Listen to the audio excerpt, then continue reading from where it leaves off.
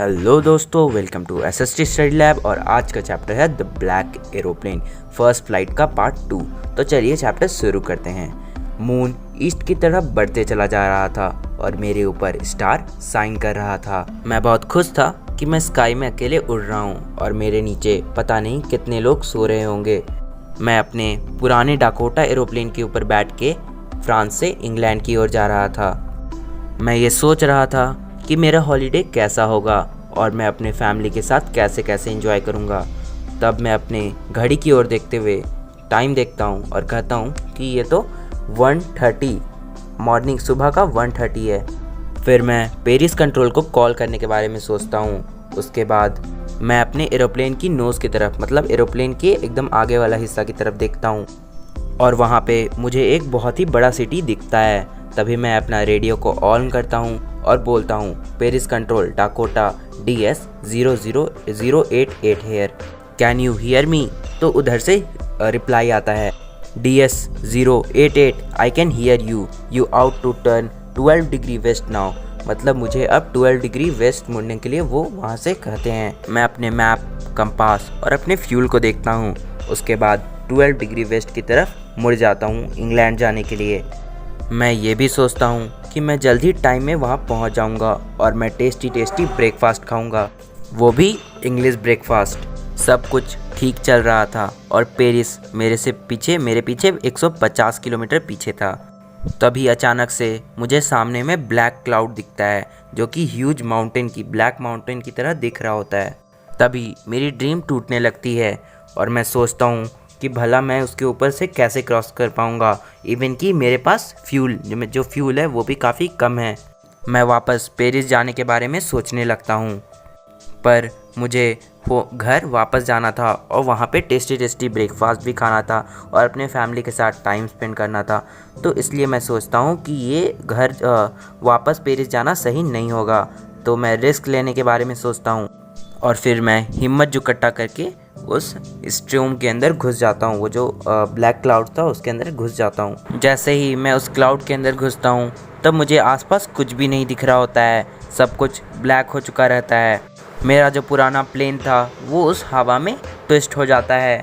तभी मैं अपने कंपास की तरफ देखता हूँ और मैं चौंक जाता हूँ, क्योंकि कंपास गोल गोल घूम रहा रहता है, वो काम नहीं कर रहा रहता है। और इवन कि जो प्लेन में अदर इंस्ट्रूमेंट्स है वो भी काम नहीं कर रहे रहते हैं। फिर मैं रेडियो की तरफ देखता हूँ, रेडियो को ऑन करता हूँ, पर वो भी आंसर नहीं दे रहा रहता है, वहाँ से कोई भी आंसर नहीं आता है। मैं चिल्लाता हूँ, Paris control can you hear मी। फिर भी वहाँ से कोई आंसर नहीं आता है, मतलब कि रेडियो भी डेड हो चुका रहता है। तभी पता नहीं कहाँ से मेरे बगल में एक और ब्लैक एरोप्लेन मुझे दिखता है, जिसमें कोई लाइट्स नहीं होता है और ना ही कोई विंग्स होता है, पर वो फ्लाई कर रहा रहता है बिल्कुल मेरे बगल में, नेक्स्ट टू मी, वो भी उस स्ट्रोम में।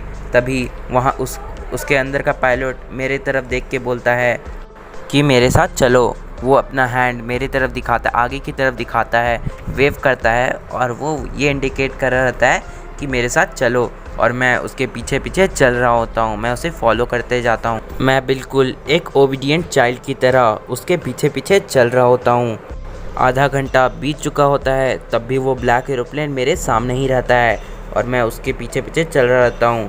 मेरा फ्यूल ऑलमोस्ट ख़त्म ही होने वाला होता है 5 से 10 मिनट के अंदर, पर भी मैं उसके पीछे पीछे चल रहा होता हूँ।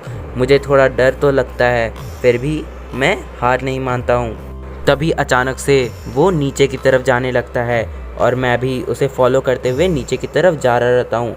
सडनली मैं उस क्लाउड से बाहर आ जाता हूँ और मेरे सामने 2 स्ट्रेट रन लाइट्स, मतलब लाइट्स होती है जो रनवे होता है एयरप्लेन में, उसके दोनों तरफ लाइट्स होती है, वो लाइट्स मुझे दिखता है और वहाँ पे एयरपोर्ट भी होता है। तभी मैं उस ब्लैक एरोप्लेन को आसपास ढूंढने लगता हूँ, पर वहाँ पे कुछ भी नहीं होता है। स्काई बिल्कुल ही एम्प्टी होता है, वो ब्लैक एरोप्लेन जा चुका होता है। मैं लैंड करने के बाद तुरंत कंट्रोल टावर की ओर जाता हूँ और वहाँ पे बैठी एक वोमेन से पूछता हूँ कि वो ब्लैक एरोप्लेन कहाँ था जिसने मेरी मदद की।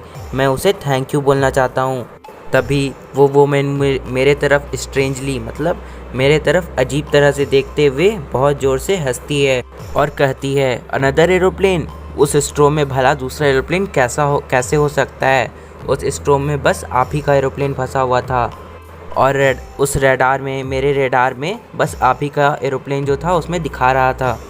अब भला कोई भी पायलट को ऐसा रिप्लाई मिलेगा तो भला उसका रिप्लाई कैसा होगा, व्हाट।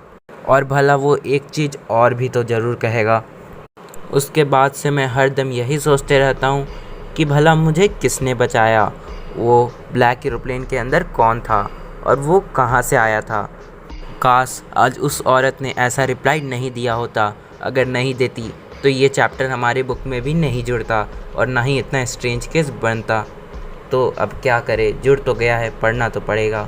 और एक और काम कर देना, नीचे जाते वक्त सब्सक्राइब का बटन दबा देना। तो अब चलता हूँ, बाय बाय। और अपना एंडिंग लाइन तो कहना भूल ही गया। इससे पहले की जितनी भी चैप्टर है आप वो सब मेरी प्लेलिस्ट से जाके देख सकते हैं। और मेरे चैनल को लाइक, सब्सक्राइब और शेयर करना ना भूलें। तो चलिए बाय बाय।